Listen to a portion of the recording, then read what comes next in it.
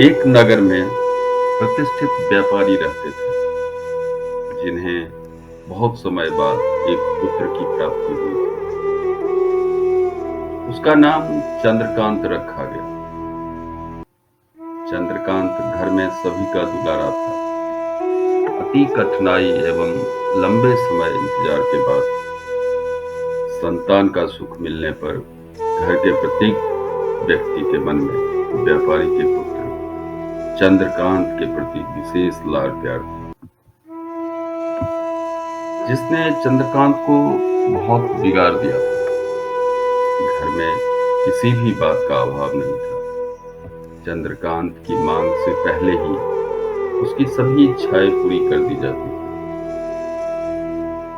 शायद इसी के कारण चंद्रकांत को ना सुनने की आदत नहीं और ना ही मेहनत के महत्व का आभास था। चंद्रकांत ने जीवन में कभी अभाव नहीं देखा था, इसलिए उसका नजरिया जीवन के प्रति बहुत अलग था। और वहीं व्यापारी ने कड़ी मेहनत से अपना व्यापार बनाया था। ढलती उम्र के साथ व्यापारी को अपने कारोबार के प्रति चिंता होने लगी थी। व्यापारी को चंद्रकांत के व्यवहार से प्रत्यक्ष था कि उसके पुत्र को मेहनत के फल का महत्व नहीं पता। उसे आभास हो चुका था कि उसके लाड प्यार ने चंद्रकांत को जीवन की वास्तविकता और जीवन में मेहनत के महत्व से बहुत दूर कर दिया है। गहन चिंतन के बाद व्यापारी ने निश्चय किया कि वो चंद्रकांत को मेहनत के फल का महत्व स्वयं सिखाएगा, चाहे उसके लिए उसे कठोर ही क्यों ना बनना पड़े। व्यापारी ने चंद्रकांत को अपने पास बुलाया और बहुत ही तीखे स्वर में उसने बात की। उसने कहा कि तुम्हारा मेरे परिवार में कोई अस्तित्व नहीं है। तुमने मेरे कारोबार में कोई योगदान नहीं दिया है और इसीलिए मैं चाहता हूं कि तुम अपनी मेहनत से धन कमाओ, तभी तुम्हें तुम्हारे धन के मुताबिक 2 वक्त का खाना दिया जाएगा। चंद्रकांत को ज्यादा कोई फर्क नहीं पड़ा।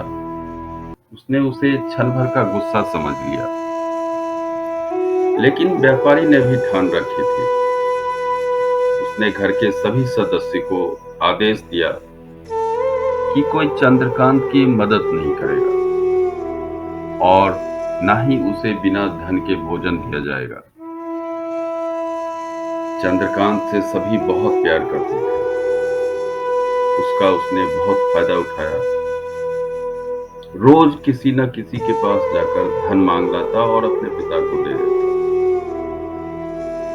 और व्यापारी उसे उन पैसों को कुएं में फेंकने को बोलता, जिसे चंद्रकांत बिना किसी अड़चन के फेंका था और उसे रोज भोजन मिल जाता।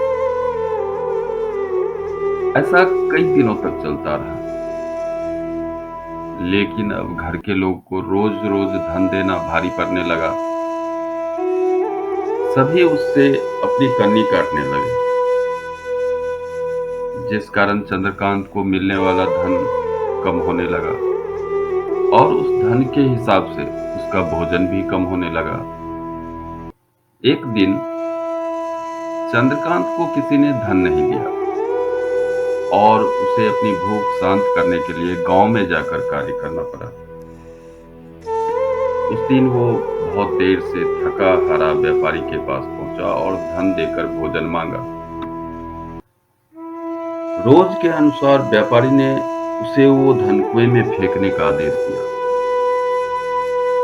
जिसे इस बार चंद्रकांत सहजता से स्वीकार नहीं कर पाया और उसने पलटकर जवाब दिया, पिताजी, मैं इतनी मेहनत करके पसीना बहाकर इस धन को लाया और आपने मुझे एक क्षण में इसे कुएं में फेंकने कह दिया। यह सुन व्यापारी समझ गया कि आज चंद्रकांत को मेहनत के फल का महत्व समझ में आ गया है। व्यापारी भली भांति जानता था उसके परिवार वाले चंद्रकांत की मदद कर रहे हैं, तभी चंद्रकांत इतनी आसानी से धन कुएं में डाल आता था। लेकिन उसे पता था एक न एक दिन सभी परिवारजन चंद्रकांत से कन्नी काट लेंगे।